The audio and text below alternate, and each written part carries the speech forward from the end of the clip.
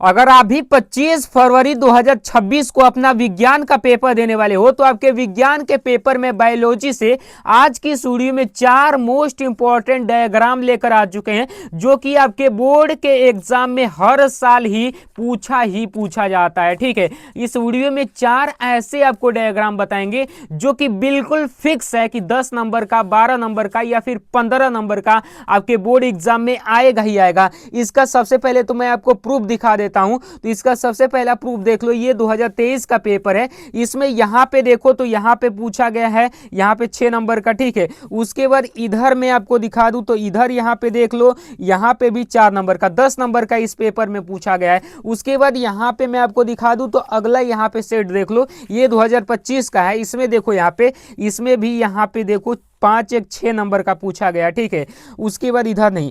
बाकी मतलब आज की सूडी में आपका 10 से 15 नंबर आराम से फिक्स हो जाएगा, ये 4 डायग्राम अच्छे से तैयार कर लोगे तो।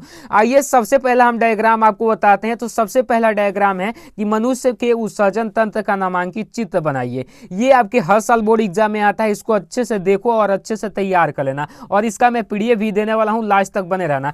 कह रहा है मनुष्य के उत्सर्जन तंत्र निम्न है, इसके द्वारा खराब पदार्थों का छनन होता है। ठीक है, उत्सर्जन तंत्र के द्वारा क्या होगा भाई, खराबे पदार्थ का छनन होगा। वो उत्सर्जन उसीलिए है कि जितना भी खराब पदार्थ है उसको छान कर बाहरी कर दे। ठीक है, अब देखो उसका जो खराब पदार्थ का छनन कौन करता है, हमारी किडनी करती है। तो ये किडनी का आंतरिक संरचना है। ठीक है, यही आपका किडनी कुछ इस प्रकार से दिखती है बाहर से, और अंदर से कुछ इस प्रकार से दिखती है। तो देखो किडनी में यहीं पर एक महाशिरा होता है, और ये जो होता है महाधमनी, लाल कलर का जो है ना इसको हम महाधमनी बोलेंगे, और ये नीला कलर का जो होता है उसको हम महाशिरा बोलते हैं। ये आपका किडनी का आंतरिक संरचना है और ये किडनी का बाहरी संरचना है। ठीक है, अब देखो यहां से एक नली आई हुई है, इसको हम बोलेंगे मूत्रवाहिनी। यहीं से मूत्र चल के यहाँ पर आता है मूत्राशय में। ठीक है, ये मूत्राशय है जो आपको थैली जैसी दिख रही है, ये आपका मूत्राशय है जहाँ पे मूत्र इकट्ठा रहता है। उसके बाद ये मूत्र मार्ग है जहाँ से हम मूत्र को त्यागते हैं। ठीक है, यहाँ पर देखो वृक्क, सबसे पहले इसमें हम हेडिंग बनाएंगे वृक्क। वृक्क क्या होता है, तो वृक्क भाई ज्यादा कुछ नहीं, एक जोड़ा सेम के बीज की आकृति का होता है। सेम के बीज देखो ना, भूअर भूअर होता है, और एक जोड़ा मतलब दुईगो सेम मतलब कि एक जोड़ा सेम के बीज की आकृति का होता है। यह गहरे भूरे रंग का होता है, भूअर रंग के होता है। ठीक है, इसकी लंबाई 10 से 12 सेंटीमीटर, मतलब लंबाई जो बोले ना, लंबाई 10 से 12 सेंटीमीटर, चौड़ाई 5 से 7 सेंटीमीटर, और मोटाई जो होती है 2 से 3 सेंटीमीटर होती है। और इसका भार 150 से 170 ग्राम का होता है। किसका भाई, तो एक किडनी का। ठीक है, उसके बाद देखो यहाँ पे अगला हेडिंग बनाएंगे मूत्रवाहिनी, ये वाला।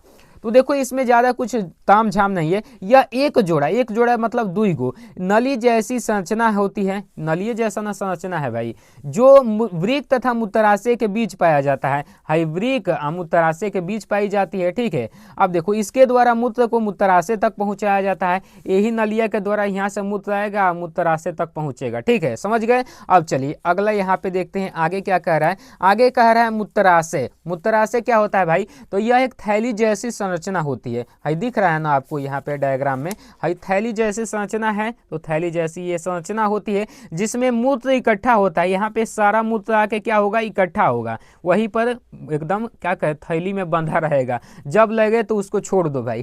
ठीक है, अब देखो एक बार में यह लगभग 350 से 500 मिलीलीटर मूत्र रख सकता है, और ये फैलाने की क्षमता रखता है। ठीक है, मतलब अप्रॉक्स 350 से 500 इसमें मूत्र इकट्ठा हो सकते हैं। ठीक है, अब देखो अगला यहाँ पे है मूत्र मार्ग। मूत्र मार्ग का मतलब यह एक नली जैसी संरचना होती है जो मूत्राशय से मूत्र को बाहर निकालती है। समझ गए ना, अरे एकदम समझ गए होगे, बड़ू चालाक है आप।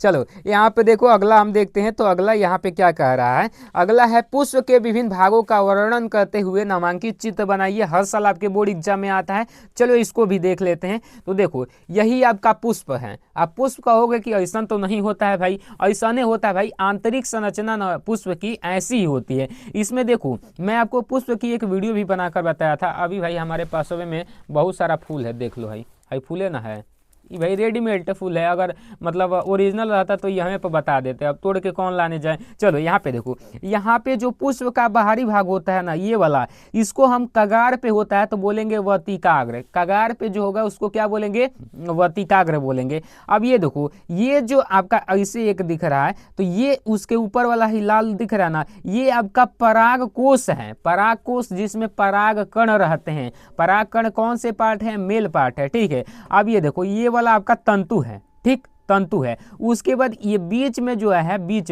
में ये वर्तिका है, ये वर्तिका है, वर्तिकाग्र, और उसके बीच में वर्तिका, और ये सबसे बीच में जो अंडा जैसा दिख रहा है, यहीं पे फल का निर्माण होता है, यहीं पे निषेचन होता है, तो यही आपका अंडाशय है, ठीक है।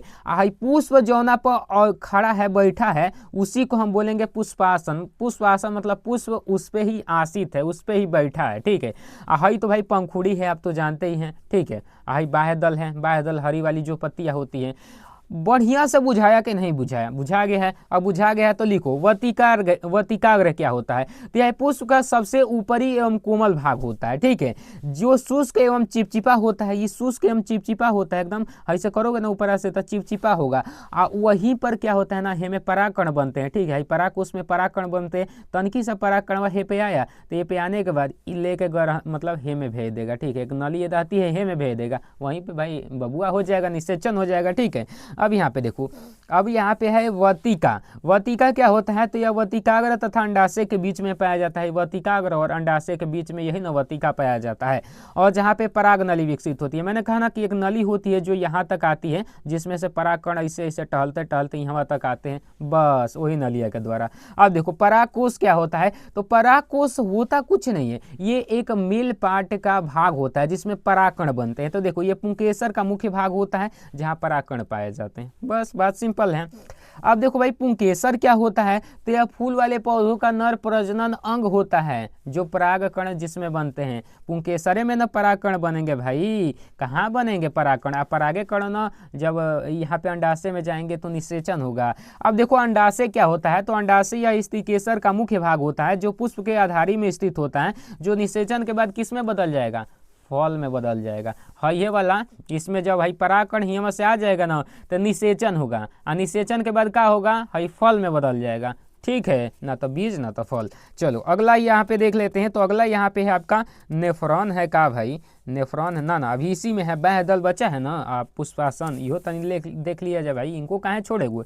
तो देखो बाह्य दल का मतलब है कि पुष्प के सबसे ऊपरी चक्र को बाह्य दल कहते हैं, मतलब ऊपर के जो हई देखो, हई अंकुड़ी, हई बाह्य दल है, ठीक है, बाह्य दल। इसमें पत्तियों के समान हरे रंग के अंकुड़ी पाए जाते हैं। अब पुष्पासन क्या होता है, तो इसके ऊपर पुष्प के सभी भाग स्थित रहते हैं, यानी कि पुष्प बैठा रहता है, इसलिए हम क्या बोलते हैं, इसको पुष्पासन बोलते हैं। सिंहासन जहाँ पे राजा बैठते हैं, उसी तरीके से पुष्पासन जहाँ पे पुष्प बैठता है, ठीक है। अब चलो यहाँ पे अगला देख लेते हैं, नेफ्रॉन यानी कि विकराणु के नामांकित चित्र बनाइए और इसके कार्यों को भी लिखिए, हर साल आपके बोर्ड एग्जाम में आता ही आता है। तो देखो, नेफ्रॉन वृक्क की संरचनात्मक एवं क्रियात्मक इकाई होती है, और प्रत्येक वृक्क नेफ्रॉन को, मतलब प्रत्येक जो है नेफ्रॉन रुधिर को छानता है। रुधिर मतलब क्या होता है भाई, तो आप कहोगे रुधिर का मतलब नहीं मालूम है, अरे भाई जब रुधिर का नहीं मतलब मालूम है तो कहीं जाके एगो ट्यूशन धर लो। रुधिर मतलब होता है खून, ठीक है, रुधिर का मतलब क्या होता है, खून होता है, ठीक। अब देखो यहाँ पे, और यहाँ पे मूत्र का निर्माण करता है, पेशाब मूत्र का निर्माण करता है, तनी अंग्रेजी भाषा में लिखा गया है कि तनी बढ़िया लगे। और इसके निम्नलिखित भाग होते हैं भाई, देखो यही भाग होते हैं, ज़्यादा भाग नहीं लिखना है, हई मत लिखो, बस हई लिखो, हई लिखो, हईहो मत लिखो, हईहो मत लिखो, हई लिखो। हेनले का चाप ग्लोमेरुलस, ग्लोमेरुलस वोमन संपुट में ही ग्लोमेरुलस होता है। ये अभिवाही धमनी है, अपवाही धमनी है, यह संग्राहक नलिका है, और ये वही संग्राहक नलिका है दोनों। ये यू जैसी संरचना है, ये हेनले का चाप है, ठीक है, हिलने का चाप, बाप रे बाप। देखो वोमन संपुट, वोमन संपुट क्या होता है, तो वोमन संपुट ये कप या प्याले जैसी संरचना होती है, जहाँ पे रक्त नलिकाओं का गुच्छा पाया जाता है, जिसे क्या बोलते हैं भाई, ग्लोमेरुलस बोलता है। हाँ चलो याद हो गया ना। अब देखो हेनले का चाप, यह एक नली जैसी संरचना होती है जिसकी आकृति यू जैसी होती है। आकृति कैसी होती है, यू जैसी, और इसका निर्माण जो है आरोही चाप और अवरोही चाप के मिलने से बनता है। ये अवरोही चाप, ये आरोही चाप, दोनों के मिलने से बनता है, ठीक है। संग्राहक नलिका, अंत में कई नेफ्रॉन की नलिकाएं मिलकर संग्राहक नली बनाती है, जहां से मूत्र आगे बढ़ता है। यहाँ से मूत्र बढ़ेगा मूत्राशय तक, ठीक है। चलो, अब विकराणु के कार्य क्या क्या है वो भी पूछा था, क्योंकि आपके एग्जाम में ऐसे पूछा जाएगा कि विकराणु का नामांकित चित्र बनाइए और उसके कार्यों को भी लिखिए। तो आइए भाई, कार्य काहे छोड़ेंगे।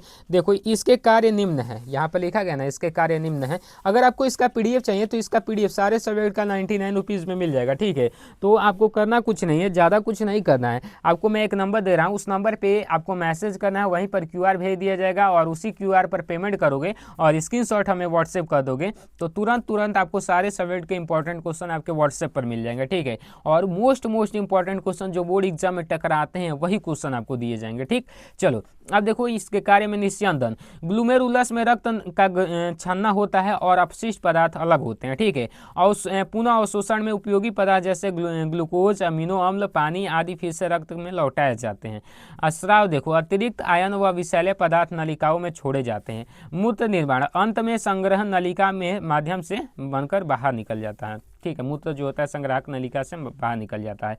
जल एवं लवण संतुलन, शरीर में पानी और लवण यहाँ पे सोडियम आदि का संतुलन बनाए रखता है। ठीक है, अब देखो अब आता है मोस्ट इंपॉर्टेंट आपका, मानव में पाचन तंत्र के विभिन्न भागों का वर्णन करते हुए नामांकित चित्र बनाइए। तो देखो, मानव पाचन तंत्र के मुख्य कार्य भोजन को पचाना है और इस तंत्र के निम्नलिखित भाग होते हैं। पहला क्या है, देखो यहाँ पे भाई, हई पहले तो ये देखो मानव पाचन तंत्र कैसा है। हई मुख है, जौना से गाबुर खाते हो। ठीक है, हई ग्रसिका है जो से भोजनवा अमाशय तक पहुँचता है। ठीक है, हई यकृत है, यकृत मतलब कहे तो तनी अंग्रेजी ज़्यादा समझ में आता है, लीवर है। ठीक है, और हई छोटकू सा से दिख रहा है ना, हई पियर, यही आपका पित्ताशय है। पित्ताशय जो पित्त रस का निर्माण करता है, जो क्षारीय होता है। ठीक है, अब देखो हई छोटकी आंत है, देखने में जौन बड़ होगी ना वो छोटकी आंत होगी, जिसकी लंबाई बड़ होगी तो इसी की ना घुचुराइल है तो लंबाई बड़ी है, तो ये छोटकी आंत है। आ जो साइज में तनी मोटवार होगा उसका नाम है बड़ी आंत। ठीक है,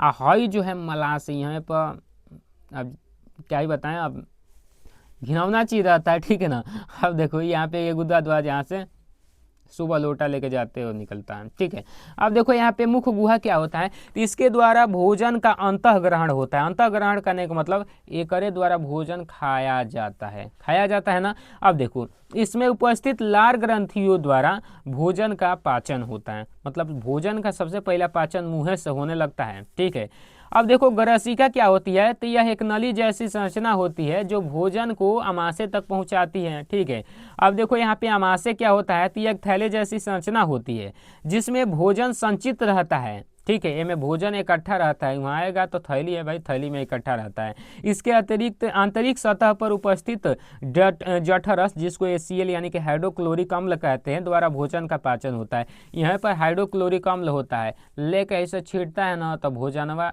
टूटता है अलग अलग खंडों में और पाचन होता है उसका, इसे छीट देगा तो, और उसमें जितना बैक्टीरिया फैक्टीरिया जीवाणु फिवाणु रहेंगे ना सब के सब को एकदम स्वाहा कर देता है। ठीक है, अब देखो यकृत क्या होता है, तो यह मानव शरीर की सबसे बड़ी ग्रंथि अगर कहा जाए तो यकृत है। ठीक है, इसमें पित्त रस का स्राव होता है जो भोजन के पाचन में महत्वपूर्ण भूमिका निभाता है। ठीक है, पित्त रस मतलब होता है, जानते हो तो मतलब थोड़ा सा बता दूं, नहीं जानते हो तो देखो ये यकृत क्या है ना, यकृत मतलब लीवर, ये क्या कहता है ना, पित्त रस बनाता है, और पित्त रस जो होता है ना भोजन को क्षारीय बनाता है। ठीक है, जैसे देखो यहाँ तक आपका भोजन आया तो इसमें HCl अम्ल है तो भोजन तो अम्लीय हो गया। हई छोटकी या तो वो कहती है ना कि हम अम्लीय माध्यम में कार्य नहीं करेंगे, हमको क्षारीय चाहिए, तो हई कहता है कि ले भाई तनकी सा, पिता से क्या कहता है तनकी सा, हियाँ कहता है कि ले भाई तनकी सा छिड़क दे रहे हैं ल, तो ये क्षारी होता है, क्षारी छिड़क दिया तो यहाँ पर एकदम क्षारी हो जाएगा। ठीक है, भोजन, अब भोजन क्षारी होगा तो अब छोटकी अंतिया पचाएगी, छोटकी अंतिया में पूरा भोजन का पाचन हो जाता है। ठीक है, बड़की अंतिया में खाली बचता है पानी का अवशोषण, तहिने से घिचुराते आता है, पानी को अवशोषित करके शरीर में फैला देता है। ठीक है, हाँ बुझाया तो लाइक ठोक, नहीं ठोकोगे तो पिटाओगे। ठीक है, लाइक सब्सक्राइब कोई नहीं करता है, जितना मेहनत से हम बनाते हैं भाई कर दिया करो यार। देखो छोटी आंत क्या होती है, तो एक पतला लंबा कुंडली जैसी संरचना होती है जिसकी लंबाई 6 सेंटीमीटर होती है और यहीं पर भोजन का अंतिम पाचन होता है। बड़ी आंत क्या होती है, तो इसमें पचे हुए भोजन का अवशोषण होता है तथा अपशिष्ट पदार्थों को मल द्वारा बाहर निकाला जाता है। अब गुदा द्वार क्या होता है, इसके द्वारा भोजन को बाहर निकाला जाता है। तो उम्मीद करता हूँ आपको ये वीडियो काफ़ी अच्छी लगी होगी, तो वीडियो को लाइक कीजिए, शेयर कीजिए, चैनल पर पहली बार विजिट करो तो यार सब्सक्राइब करके जुड़ जाओ। बोर्ड एग्जाम की इससे बेहतर तैयारी आपको कहीं पर नहीं देखने को मिलेगी। एक एक चीज़ मैं आपको अच्छे से तैयार कराता हूँ। बाकी अगली वीडियो किस टॉपिक पर चाहिए कमेंट में जरूर बताना। मिलता है अगली वीडियो में, तब तक के लिए जय हिंद, वंदे मातरम।